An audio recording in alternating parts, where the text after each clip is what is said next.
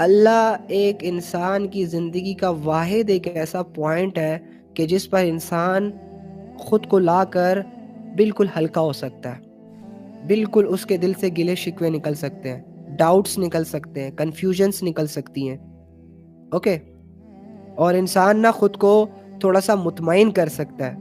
الا بذکر اللہ تطمئن قلوب، اللہ رب العزت نے، ہم نہیں جانتے تھے، اللہ نے ہمیں بتایا کہ تمہارے دل کا سکون، تمہارے زندگیوں کی سیٹسفیکشنز، تمہاری لائف کی، اگر تم یہ چاہتے ہو کہ تمہاری لائف اچھے سے گزرے ہر حال میں، پھر چاہے ظاہری طور پر برا حال ہو یا اچھا حال ہو، دونوں طریقوں میں، دونوں حالتوں میں تمہارا دل مطمئن رہے تو میرے ساتھ رہنا، میرے ذکر کے ساتھ رہنا، میری یاد سے رہنا، میری یاد کو اپنے ساتھ جوڑ کے رکھنا، میری عبادتوں میں مصروف رہنا۔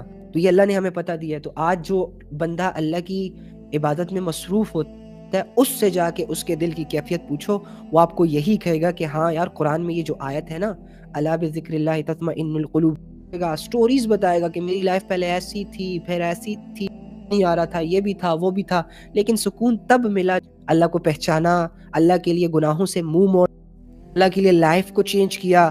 اب مجھے جب پتہ چل گیا کہ میری زندگی آخر کی زندگی ہے اصل، اور جب میں نے اس دنیا سے اپنا رخ موڑ لیا، اپنی سوچ چینج کر لی، تو میرا دل مطمئن ہو چکا ہے، الحمدللہ۔ تو اب مانتے ہو نا کہ اللہ کے سوا کوئی عبادت کے لائق نہیں؟ اللہ لا الہ الا، اللہ بھی یہ کہہ رہا ہے اس کے سوا کوئی خدا نہیں۔ بھائی جب کائنات کو وہ سنبھال رہا ہے، جب وہ موت سے پاک ہے، یہاں دنیا کے سارے خدا موت سے پاک نہیں ہے۔ اگر کوئی سورج کو اپنا خدا کہہ رہا ہے اور یہ بلیو رکھتا ہے کہ جی سورج کے پاس بہت بڑی پاور ہے، وہ دنیا کو تہس نہس کر سکتی ہے، اگر وہ تھوڑا سا زمین کے قریب آ گئی تو سارے جل کے راکھ ہو جائیں گے، لہٰذا اس کی عبادت کرو، ڈرو اس سے۔ یہ تو خود مخلوق ہے۔ تو یہی سورج غائب بھی تو ہوتا ہے، رات کو نظر پھر کیوں نہیں آتا؟ وہ خدا جو آنکھوں سے اوجھل ہو جائے، جو اپنی گمی اپنے ساتھ لے جائے، اپنی کوالٹیز اپنے ساتھ لے جائے، بالکل غائب ہو جائے، کیونکہ یہ تو ظاہر ہے نا، ہمارا رب تو قدرتوں کے اعتبار سے ظاہر ہے کہ بیج زمین میں ڈالو گے، وہ رب اس بیج سے درخت بنا کے دکھائے گا، ظاہری آنکھ اسے نہیں دیکھ سکتی، ہاں جنت میں دیکھے گی انشاءاللہ۔ تو یہ چیز ہوتی ہے، تو پھر وہ اس کا خدا تو غائب ہو گیا۔ پھر اگر کوئی انسان پتھر کو اپنا خدا کہہ رہا ہے، ایک ایسا پتھر جسے وہ خود تراشتا ہے اور اس کی عبادت کرتا ہے کہ یہ میرا خدا ہے، وہ خدا جو اپنے ہاتھوں سے بنایا جائے، اس کی عبادت کیسے کی جا سکتی ہے؟ اس کو سجدہ کیسے کیا جا سکتا ہے؟ اس کے سامنے تو سینہ چوڑا کر کے کھڑا ہو جانا چاہیے، کیا کچھ کر سکتے ہو کر کے دکھاؤ، لیکن نہیں ہے کچھ، اللہ ان پر رحم کرے، کچھ لوگ ہیں، لیکن ہمارے خدا کے سامنے کوئی اکڑ نہیں دکھا سکتا۔ ایک دفعہ اگر کسی نے کہہ دیا نا کہ میں اس خدا کو چیلنج کرتا ہوں جو اس پوری دنیا کے نظام کو چلا رہا ہے، جو ریئل ہے، جو ایک ہے، جس کا کوئی شریک نہیں ہے، گیا شیطان نے چیلنج کیا، ہمیشہ کی جہنم اس کا مقدر۔ فرعون نے چیلنج کیا، ہمیشہ کی ذلت رسوائی آج تک جل رہا ہے۔ قارون نے چیلنج کیا، اپنی دولتوں میں اور شہرتوں کے نشوں میں آج تک زمین کے اندر جائے جا رہا ہے، نکالنے والا ہے کوئی؟ تھی اس کے پاس کوئی ایسی دولت جو وہ باہر چھوڑ کر گیا ہو، وصیت لکھ کر گیا ہو، یار میں جب زمین میں دھس رہا ہوں تو یہ دولت خرچ کر کے مجھے باہر سے نکال لینا؟ پراؤڈ تو بڑا تھا اس کو کہ میرے پاس اتنے خزانے، میں بلینئر، میں ملینئر، میں ٹریلینئر۔ ابے جس نے دیا ہے اس کا شکر کر، اس کے خزانے لامحدود، تجھے اور بھی دے گا، اس کے دیے ہوئے سے اکڑ اور غرور کیوں کرتا ہے؟ یہی آج کل کے انسانوں کی مینٹالٹی بن چکی ہے۔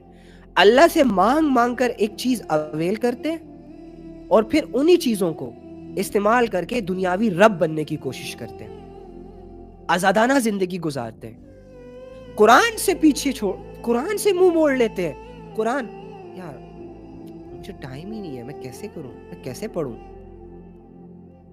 یو مین ٹو سے اللہ کی بات سننے کا ٹائم نہیں ہے تیرے پاس. ہاں؟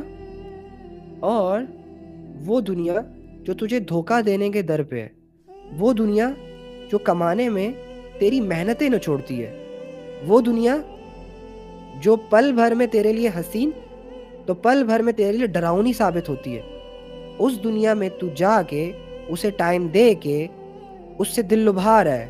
وہاں ٹائم ہے، وہاں کے لوگوں کے لیے بھی ٹائم ہے، وہاں کے سارے راستے بھی سمجھ آ گئے، وہاں دل بھی لگ رہا ہے. اللہ کی بات سننے کے لیے ٹائم نہیں ہے.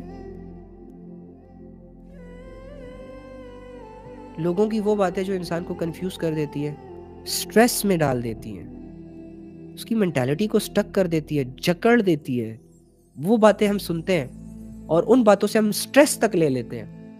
اور اللہ کی وہ باتیں جو سننے سے انسان کا دل، دماغ، کلیجہ ٹھنڈا ہوتا ہے ظاہری، اور دنیا سمجھ آتی ہے، آخرت کی راہیں ہموار ہوتی ہیں. دنیا کیسے کمانی ہے اللہ ڈھنگ سکھا رہا ہے، دنیا میں کیسے رہنا ہے اللہ ڈھنگ سکھا رہا ہے، عزت کیسے کمانی ہے، اس کو مینٹین کیسے رکھنا ہے اللہ ڈھنگ سکھا رہا ہے، طور طریقے بتا رہا ہے. جو رب تیری بھلائی کے لیے تجھے انسٹرکٹ کر رہا ہے، تجھے کچھ ٹاسک دے رہا ہے تاکہ عزت اویل کر سکے، دولت اویل کر سکے، کامیابی اویل کر سکے، رب کو ساتھ لے سکے، اپنے قدموں کو مضبوط کر سکے، اس رب کے لیے آپ کے پاس ٹائم نہیں ہے. فرعون کے پاس بھی ٹائم نہیں تھا نا، قارون کے پاس بھی ٹائم نہیں تھا، شیطان کے پاس بھی تو ٹائم ہی نہیں تھا نا، اسی لیے تو سجدہ نہیں کیا تھا اس نے. ہمارے پاس بھی ٹائم نہیں ہے. اوکے،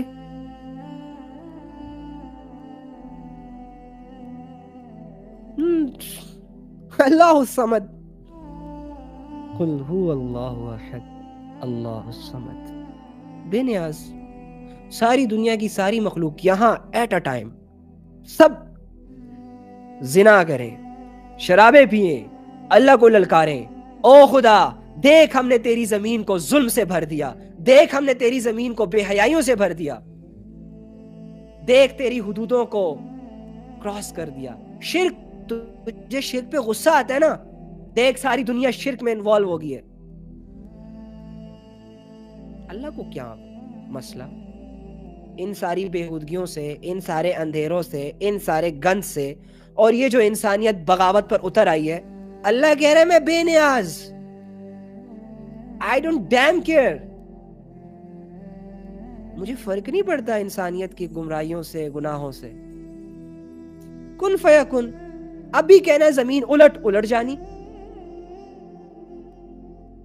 اکڑے، بڑے بڑے فرعونوں کی اکڑے ٹوٹی ہیں. یہ آج کل کے مسٹنڈے، یہ آج کل کے لڑکا لڑکی لوگ، ان کی اکڑ توڑنا تو یہ تو دنیا ہی توڑ دیتی ہے، اور دنیا کے 2-4 لوگ ہی ان کی اکڑ توڑ دیتے ہیں. خدا کو چیلنج کرنا تو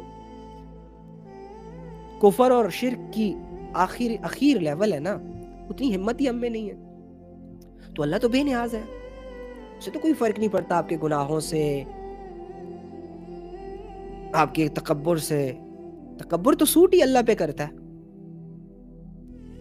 مانگنے والے پہ، جو مانگ کے، جو کسی سے لے رہا ہو، اس پہ تکبر سوٹ کرتا ہے؟ نہیں. جس کی اپنی ملکیت ہو نا، وہ تکبر کرے تو بندہ کہے کہ ہاں یار یو ڈیزرو. تو رب کا سب کچھ ہے بھائی، اگر وہ متکبر ہے نا تو وہ پازیٹیو وے میں ڈیزرو کرتا ہے تکبر. ہم نہیں کرتے نا، ہم تو محتاج. لیکن اللہ رب العزت نے انسانوں پر نعمتیں کر کے انہیں جتلایا نہیں، ان پر احسان نہیں کیا، بلکہ ان سے صرف کہا اچھے سے رہو، اور یہ اس لیے رہو تاکہ تمہارے ہاتھوں سے، تمہاری زبان سے دوسرا بندہ محفوظ رہ سکے.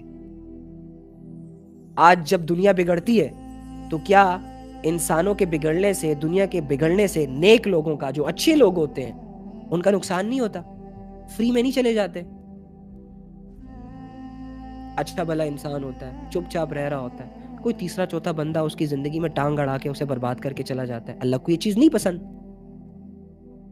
وہ گناہ کر کے لذت لے کے چلا جائے گا، دوسرا بندہ استعمال ہو کے ساری زندگی خود کو کوستا رہے گا. یہ مینٹالٹی غائب ہے. میرا نوجوان 2-4 کتابیں پڑھ کے پتہ نہیں ہواؤں میں اڑ رہا ہے، پر نہیں دکھائی دے رہے بس ان کے بیچارے. ادھر آؤ، یہ مردانگی ہے، اس کو سمجھنے کی کوشش کرو، پھر اس پہ بات کرو، پھر اس کو ٹائم دو. میں مانوں مسلمان ہو نا، مسلمان ہونے کا دعویٰ کیا تو صحیح مسلمان بن کے دکھاؤ معاشرے کو.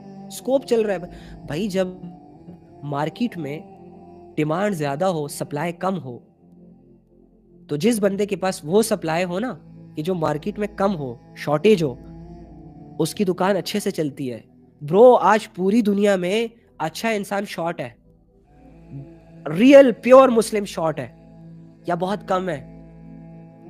تو وہ اس پر فوکس کر کے اس میں کیریئر بنا کے ایک اچھا مسلمان بن کے اللہ کے لیے سنسیریٹی کے ساتھ، لویلٹی کے ساتھ زندگی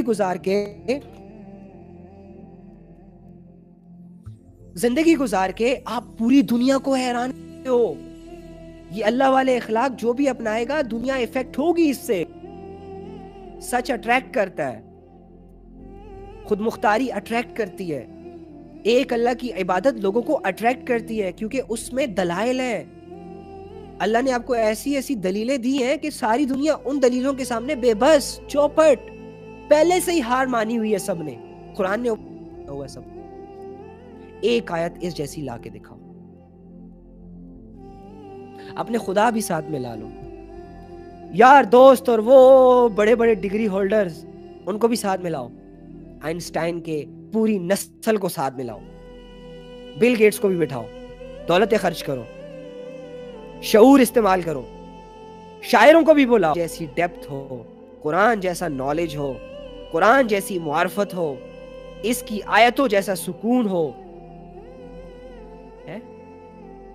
ساری دنیا ایک آیت کی مار ہے، پتہ نہیں خود کو کیا سمجھ رہے. اینی ہاؤ کانفیڈنٹ ہونا چاہیے نا.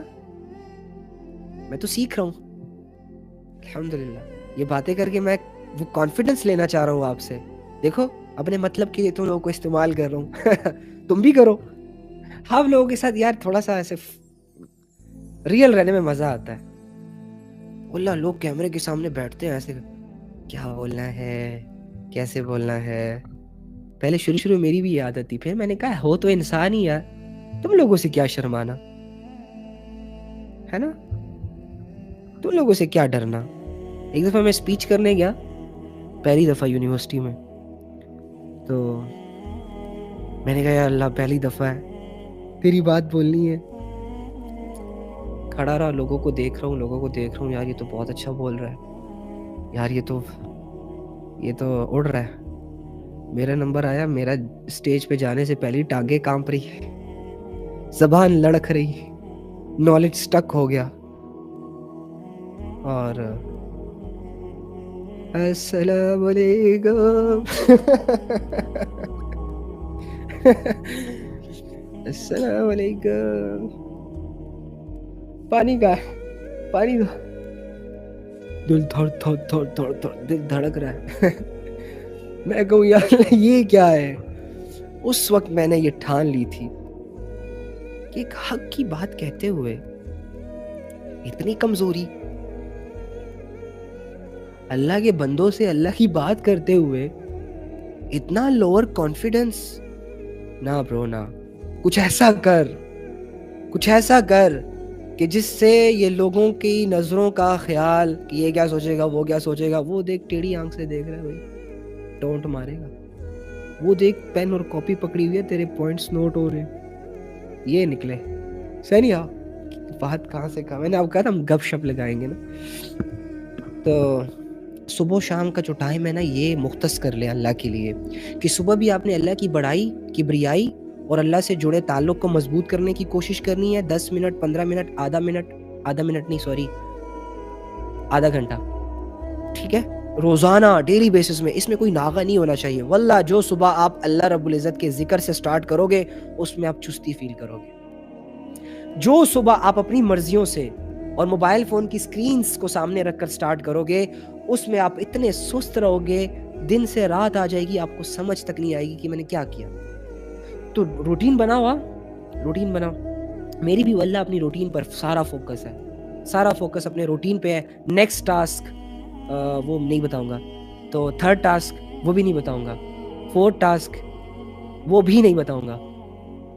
لیکن ہے بتانا یہ چاہ رہا ہوں کہ میں نے 4-5 ٹاسک سیٹ کیے ہوئے ہیں. یہ پہلا ٹاسک ہے اپنی روٹین کو بالکل مینٹین کرنا، استقامت لینا، کیونکہ اللہ کو وہ عمل بہت محبوب ہے جو تھوڑا ہو، کم ہو، لیکن مشکل اردو اعتدال سے ہو، ہمیشہ ہو.